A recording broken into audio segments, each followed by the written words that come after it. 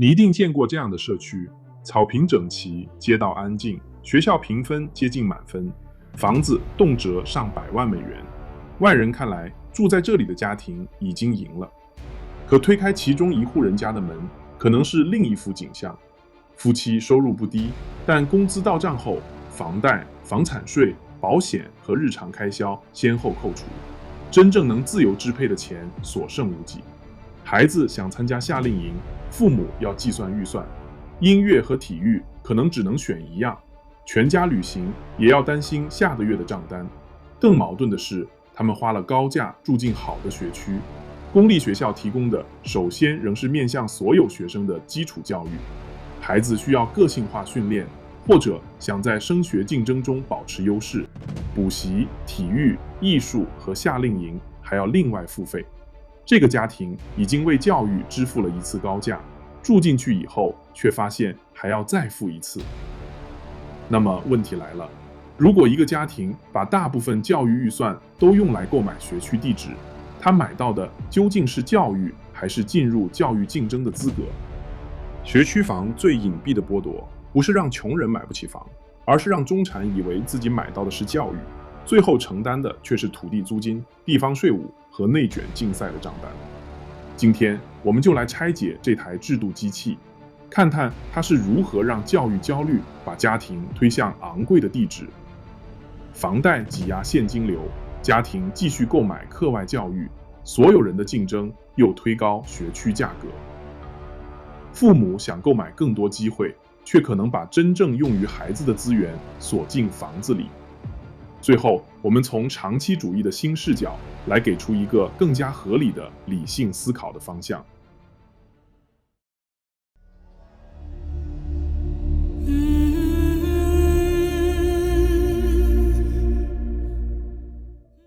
很多人以为学区房贵只是因为附近有一所好学校，实则不然。家长支付的高房价，买的不仅是更好学校的入学机会，还有更好的社区环境。因为你搬进好学区，得到的不只是一间教室，还有同伴群体、社区治安、地方税基、公共服务，以及下一批家长对这套房子的支付意愿。学校和社区被打包进了房价。所以更准确地说，学区房不是一张简单的入学门票，而是一张社区会员卡。它筛选的不只是孩子，也包括父母的收入、社交网络和教育投入能力。你可能会说，这有什么问题？好社区本来就应该更贵。这句话有道理，治安、邻里和重视教育的同伴确实有价值，父母的选择并非毫无根据。问题是，当学校资格与住房地址绑定，进入公共教育的方式也开始取决于家庭购买房地产的能力。表面上学校没有收学费，实际上他把门票放进了房价里。那么这张门票是怎样计入房价的？经济学家把家庭通过搬家选择不同税收和公共服务组合的现象称为蒂布特排序。1999年，经济学家桑德拉布莱克比较了同一学区学校边界两侧的住房，两边社区和税率相近，孩子却被分到不同小学。研究发现，学校测试成绩提高 5%， 家长愿意支付的房价大约高 2.5%。 这说明只要入学资格由地址决定，教育预期就会被资本化进房价。但理论是一回事，学校究竟值多少钱又是另一回事。家长没有向公立学校交一笔明确的学费，而是把未来10几年的教育期待折算成今天的房价，再用20-30年的房贷偿还。所谓学区房，就是把未来的教育焦虑提前抵押成今天的家庭债务。可他不会告诉你，每一美元有多少进入了孩子的课堂，又有多少进入了土地价格、贷款利息和资产溢价。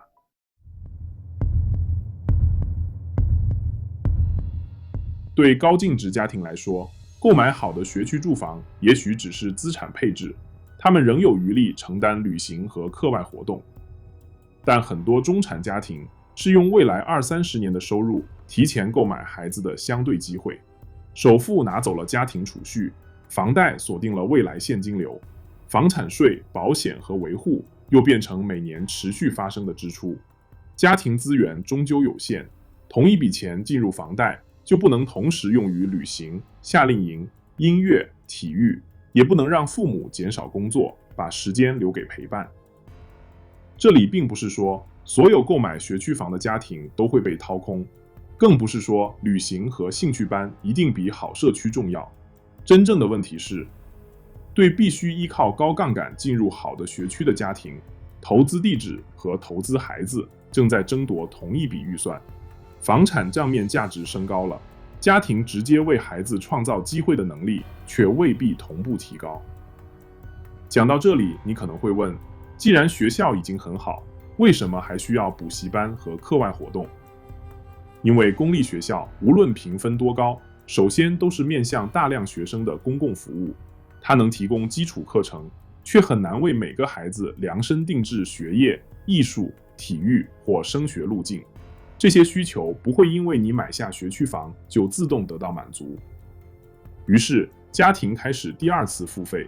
第一次是通过房价、房贷和地税购买进入这个社区的资格。第二次是通过补习、活动、竞赛和夏令营购买孩子在社区内部的相对优势。学区房因此不是教育消费的终点，而是第二轮教育消费的起点。当周围家庭都在补习、参加夏令营和体育训练，原本的额外选择又会变成新的门槛。你不是付完了钱才进去，而是付了钱以后才获得继续付钱的资格。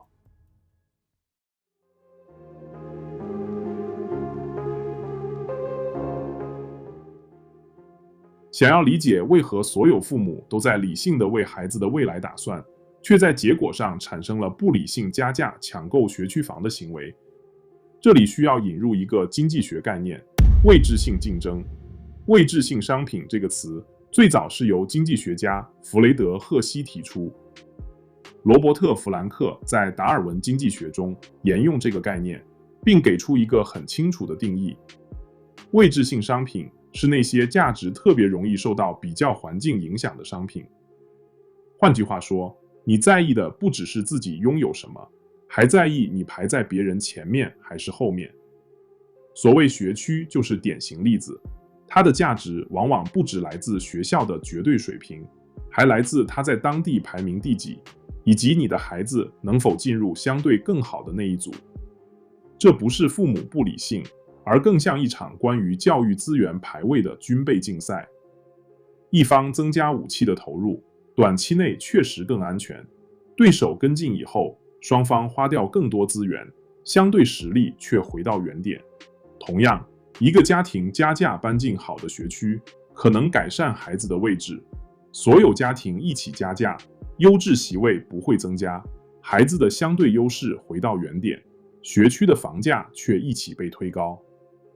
而现实是，无论所有家庭赚多少钱，愿意支付多高的房价，排名前一半的学校永远只能容纳一半孩子。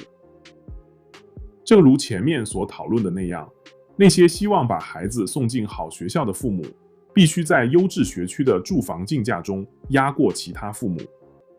他们能否做到这一点，几乎完全取决于自己的相对收入。在这里，我们再次看到了抢椅子游戏的逻辑。无论所有人的收入提高多少，永远都只有一半的孩子能够进入排名前一半的学校。这就是位置性竞争最残酷的地方。一个家庭可以购买更好的位置，但所有家庭不可能同时提高排名。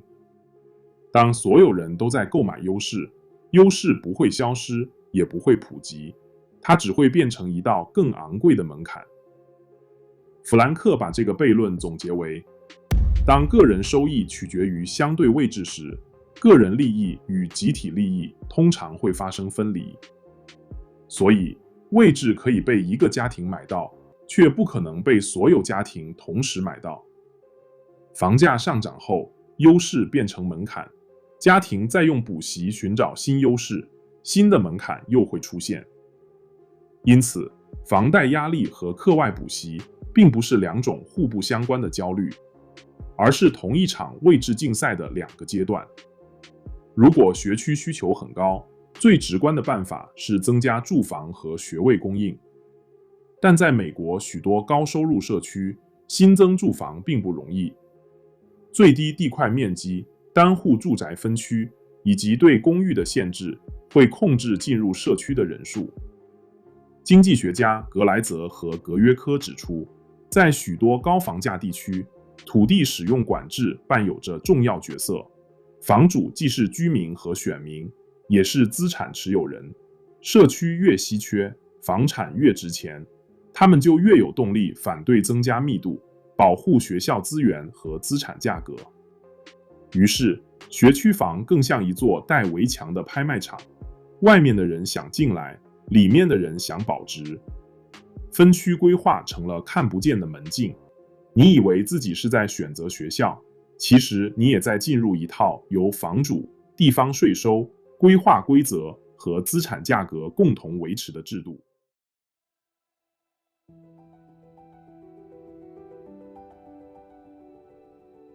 分析到这里，很容易说买学区房的父母只是被焦虑支配了，但这并不公平，因为环境确实重要。美国住房与城市发展部曾进行单项机会随机实验，5座城市约4600户低收入家庭被随机分组，其中一组获得住房券，搬到贫困率低于10%的社区。多年后，研究者们利用税务记录追踪这些孩子，他们发现13岁以前搬到低贫困社区的孩子，成年后的收入和大学入学率有所提高。研究团队估算，如果孩子大约8岁时搬迁，一生总收入可能增加约30.2万美元。当然，这项研究改变的是整个社区环境，不能证明高房价学区一定更好，也不能把收益全部归因于学校教学，但它至少说明父母重视环境并不是迷信。所以，真正的分水岭不是买不买学区房，而是父母用什么时间尺度理解教育。短期主义关注的是别人都在做什么，别人家的孩子都进了学区，我的孩子没有，会不会从一开始就落后？万一将来失败，我会不会后悔今天没有跟上？这里所说的短期，不只是看得不够远，更是把眼前的其他家庭当成坐标。你问的不是我的孩子需要什么，而是别人已经有什么。当所有父母都用这种方式决策，每个家庭都会觉得自己只是在避免落后，最后却一起进入排位竞争。别人买，我也买；别人补，我也补。门槛越来越高，却没有更多孩子因此进入排名的前半部分。但当你把眼光从下一个学期、下一次考试拉长到孩子未来10年、20年的成长，问题就会改变。你会开始问：孩子真的喜欢这所学校吗？这里的教学方式适合他吗？他还有哪些兴趣和潜力没有被看见？买下这套房以后，家庭还有没有财力让他旅行、运动、学习音乐，或者只是允许他有时间探索自己？这时，孩子不再是家庭参加排名竞赛的工具，而重新成为教育本身的目的。学校也不再是一张决定命运的金字招牌，而只是孩子成长环境中的一个组成部分。长期主义并不意味着一定不买学区房，认真比较之后，有些家庭仍会发现学区确实适合自己的孩子，而且不会掏空家庭的现金流，那当然可以选择。另一些家庭则可能发现，与其把大部分资源压在地址上，不如保留财力，根据孩子的兴趣进行更个性化的投入。真正跳出位置性竞争，不是停止为教育花钱，而是换掉衡量教育的尺子，不再只问孩子排在别人前面还是后面，而是问这些投入最终有没有变成他能够带走的能力、兴趣、判断力和人生选择。